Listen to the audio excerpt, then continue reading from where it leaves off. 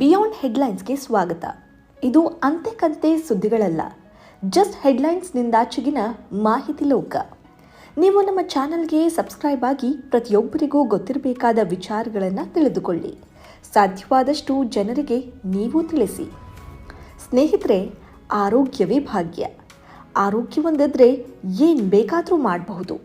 ಹೀಗಾಗಿ ಕೇಂದ್ರ ಮತ್ತು ರಾಜ್ಯ ಸರ್ಕಾರಗಳ ಜವಾಬ್ದಾರಿ ಪ್ರತಿಯೊಬ್ಬ ಪ್ರಜೆಯ ಆರೋಗ್ಯವನ್ನು ಕಾಪಾಡೋದು ಕೂಡ.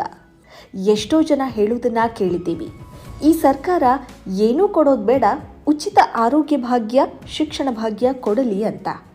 ಆದರೆ ಸರ್ಕಾರ ಕೊಟ್ಟಿರೋ ಸೌಲಭ್ಯವನ್ನು ಮಾತ್ರ ಯಾರೂ ಉಪಯೋಗಿಸಿಕೊಳ್ಳಲ್ಲ. ನಮ್ಮಲ್ಲಿ ಸರ್ಕಾರ ಉಚಿತ ಆರೋಗ್ಯ ಸೇವೆಯನ್ನು ನೀಡ್ತಾ ಇದೆ. ಆರೋಗ್ಯ ಕೇಂದ್ರಗಳಲ್ಲಿ, ಸರ್ಕಾರಿ ಆಸ್ಪತ್ರೆಗಳಲ್ಲಿ ಉಚಿತ ಚಿಕಿತ್ಸೆ ಕೊಡುವುದಲ್ಲದೆ, ಸರ್ಕಾರಿ ಆಸ್ಪತ್ರೆಗಳಲ್ಲಿ ಸಿಗದೇ ಇರೋ ಸೌಲಭ್ಯಕ್ಕೆ ಖಾಸಗಿ ಆಸ್ಪತ್ರೆ ಮೂಲಕ ಕೂಡ ಸರ್ಕಾರವೇ ಉಚಿತವಾಗಿ ಚಿಕಿತ್ಸೆ ಕೊಡಿಸುವ ವ್ಯವಸ್ಥೆ ಇದೆ. ಈ ಬಗ್ಗೆ ದಯವಿಟ್ಟು ತಿಳಿದುಕೊಳ್ಳಿ.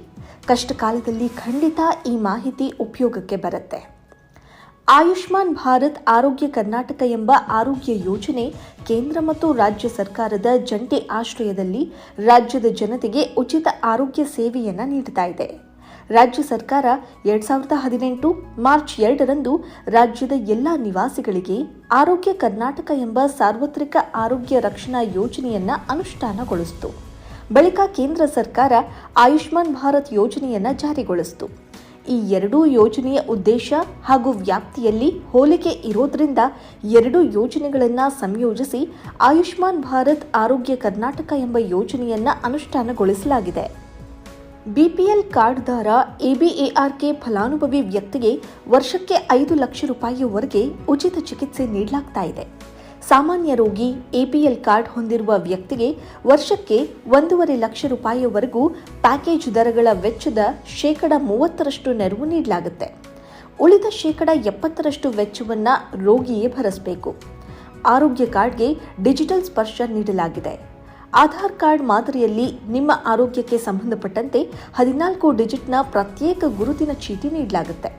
ಈ ಕಾರ್ಡ್ನಲ್ಲಿ ನಿಮ್ಮ ಆರೋಗ್ಯಕ್ಕೆ ಸಂಬಂಧಿಸಿದ ಎಲ್ಲ ಮಾಹಿತಿ ಲಭ್ಯವಿರಲಿದೆ. ಇದು ನಿಮ್ಮ ಆರೋಗ್ಯದ ಗುಟ್ಟಿನ ಸಂಪೂರ್ಣ ಮಾಹಿತಿಯ ಡಿಜಿಟಲೀಕರಣದ ರೂಪ. ಅದರ ಬಗ್ಗೆ ಇಲ್ಲಿದೆ ಸಂಪೂರ್ಣ ಮಾಹಿತಿ. Bank account, social media account ಎಲ್ಲರಿಗೂ ಗೊತ್ತು. ಅಲ್ಲದೆ ನಮ್ಮೆಲ್ಲರ ಎಲ್ಲ ರೀತಿಯ ದಾಖಲೆಗಳೀಗ ಡಿಜಿಟಲ್ ದಾಖಲೆಗಳಾಗಿ ಲಭ್ಯ ಇವೆ. ಆದರೆ ಆರೋಗ್ಯಕ್ಕೆ ಅಕೌಂಟ್ ಇದೆಯಾ? ಆರೋಗ್ಯದ ಸ್ಥಿತಿಗತಿ, ಪಡಿತಾ ಇರುವ ಚಿಕಿತ್ಸೆಯ ಮಾಹಿತಿ ಡಿಜಿಟಲ್ ರೂಪದಲ್ಲಿ ಸಿಗ್ತಾ ಇದೆ.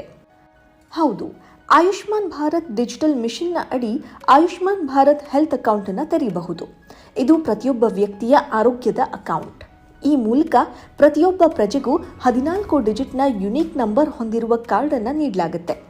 ಈ ಗುರುತಿನ ಚೀಟಿಯಲ್ಲಿ ಆಯಾಯ ವ್ಯಕ್ತಿಯ ಆರೋಗ್ಯಕ್ಕೆ ಸಂಬಂಧಿಸಿದ ಎಲ್ಲ ಅಂಶಗಳ ಲಿಂಕ್ ಇರುತ್ತೆ.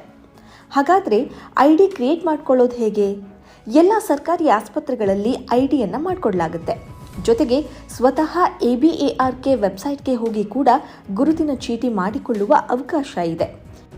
ಈ ವಿಡಿಯೋದಲ್ಲಿ ಹಾಕಿರುವ ಲಿಂಕ್ನ ಟೈಪ್ ಮಾಡಿ ಅಥವಾ ವಿಡಿಯೋ ಡಿಸ್ಕ್ರಿಪ್ಷನ್ನಲ್ಲಿ ಈ ಲಿಂಕ್ ಹಾಕಿದ್ದೀನಿ, ಅದನ್ನು ಕ್ಲಿಕ್ ಮಾಡಿ.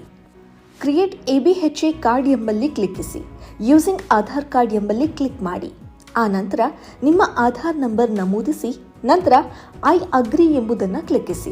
ನಂತರದಲ್ಲಿ ಐ ಆಮ್ ನಾಟ್ ರೋಬೋಟ್ ಅನ್ನೋದನ್ನು ಕ್ಲಿಕ್ ಮಾಡಿ.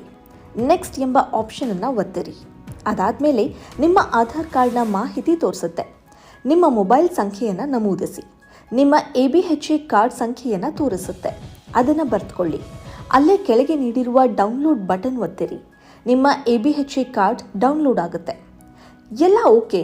ಇದು ಹೇಗೆ, ಯಾಕೆ ಉಪಯೋಗ ಅಂತೀರಾ? ಆಧಾರ್ ಕಾರ್ಡ್, ಮೊಬೈಲ್ ನಂಬರ್ ಪಡೆದು ಎಬಿಎಚ್ಎ ಕಾರ್ಡ್ ನೀಡಲಾಗುತ್ತೆ.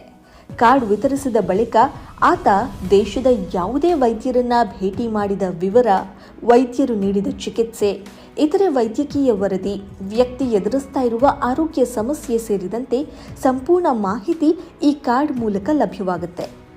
ವ್ಯಕ್ತಿ ಪ್ರತಿ ಬಾರಿ ಆಸ್ಪತ್ರೆಗೆ ಹೋಗುವಾಗ ತನ್ನ ವೈದ್ಯಕೀಯ ವರದಿ ಕೊಂಡೊಯ್ಯಬೇಕಿಲ್ಲ.